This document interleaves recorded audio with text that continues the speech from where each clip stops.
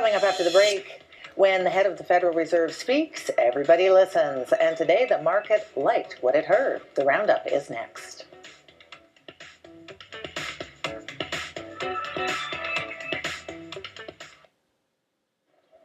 The chair of the U.S. Federal Reserve says it is still planning to raise interest rates eventually.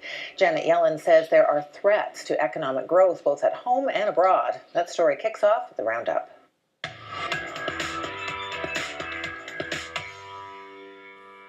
Proceeding cautiously in removing policy accommodation at this time will allow us to verify that the labor market is continuing to strengthen despite the risks from abroad. Nicole Verkindt is the president and founder of OMX. She's here to talk about this latest decision from the Fed and other stories as well. So you heard what Janet Yellen had to say there, risks from abroad. What are your thoughts about the decision today? Well, the markets responded positively. It's really incredible how much people hang on every word she says, right? And you hear the pundits in the media. What does this mean? You know, is inflation connected to oil? And so it's really incredible. I think the U.S. has an inclination to think they're a little bit isolated from the rest of the world, but obviously everything that's going on in the world with oil and China and Japan and Eurozone, it's all affecting this. So I think it was the right move. And what's important for our show here is that it's a good thing for Canada and it's good for our currency and the economy. Right, yes. I mean, she said there her number one reason, I suppose. She gave two reasons of why they still are going to proceed so slowly. Because, as you say, everyone's been watching. You know, the American economy seems to be chugging along. Things are looking good. Is it time to, you can raise rates, remove some of that stimulus that's been there for so long. But, yeah, she said two things. She talked about China and oil. Yeah. And I mean, those are both very legitimate concerns. I'm sure you would agree. Exactly. And there's no way for her to really predict. I mean, that's what people were looking for today, too, some inclination in where's oil going exactly. And I think that's the magic question everyone's asking and no one really knows the answer to. So, yeah, it's just too soon to go for a hike, as they say. Right, absolutely. Okay, so let's talk about another story. For a part of the internet that doesn't get a lot of traffic, a new poll finds that the dark web has a bad reputation with users. A survey of 1,000 internet users from 24 countries asked them about the future of dark web. That is an encrypted part of the internet where users can protect their identities.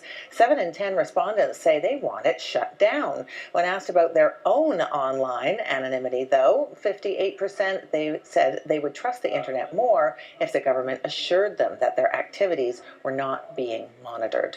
So, Nicole, do you have anything to do with the dark web at all, the dark net? No, I don't have anything to do with it, no. It's definitely an odd situation, right, where people are saying, I don't really want the government watching me, but I definitely want everything to be surveyed and policed. And it really, when I think about the internet, I think about the physical world and the analogies. So there's a lot of dark alleys in this world, right? Do we put policemen on every single corner? And it's definitely an odd situation. It's kind of a catch-22. I'm not sure where I stand on whether or not it should be shut down. I just think we should think about things the same way we think about them in the physical world, which is if we want into something, go get a warrant.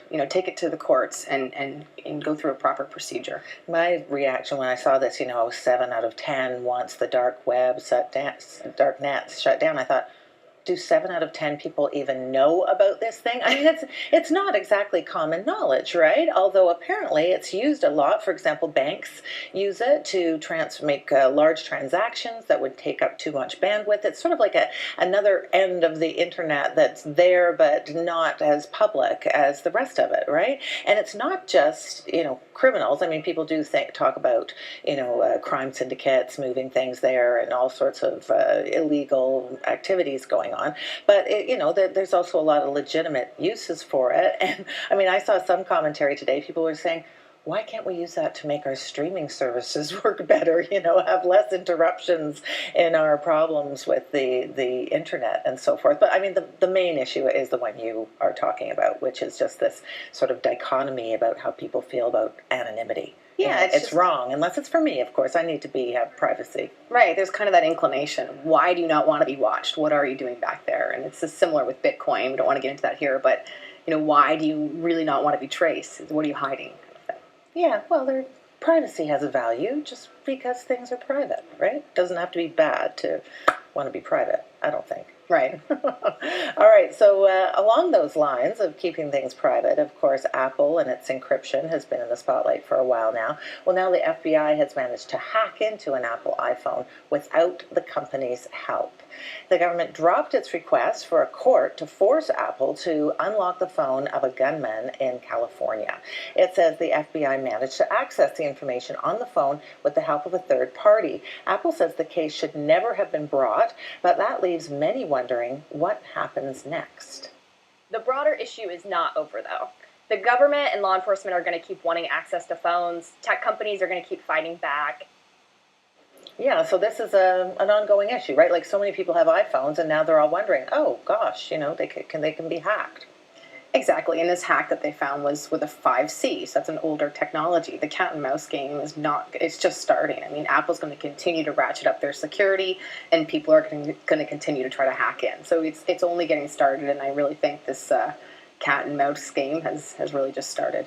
Yeah, I saw, though, that they were, one of the media was quoting a federal law enforcement official who wanted to remain anonymous, who was basically saying it was premature to say whatever methodology had been used to crack into this phone from the San Bernardino shooters, whether it could be used in other cases or not.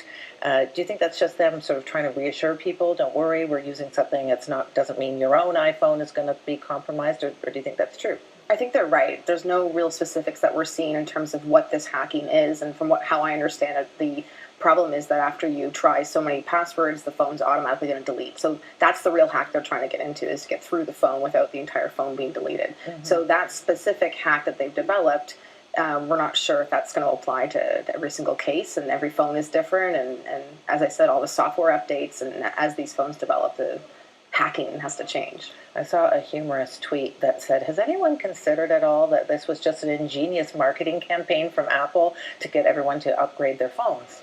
I don't know about that, but I know the FBI. I think the FBI chose this case because it was a particularly emotional case, and it would completely get the public side on their side, right? I think they chose it because they wanted to get that information. They wanted that information, but there were so many other cases as well that just weren't as public. Right. Yeah. Well, and as that commentator was saying, it's going to happen again and again and again. And as you're saying, cat and mouse game goes on repeatedly in so many different circumstances. All right. So one other story for you here today, Nicole, and that is about Yahoo. It is giving potential buyers 2 weeks to file bids for its web business and its assets in Asia.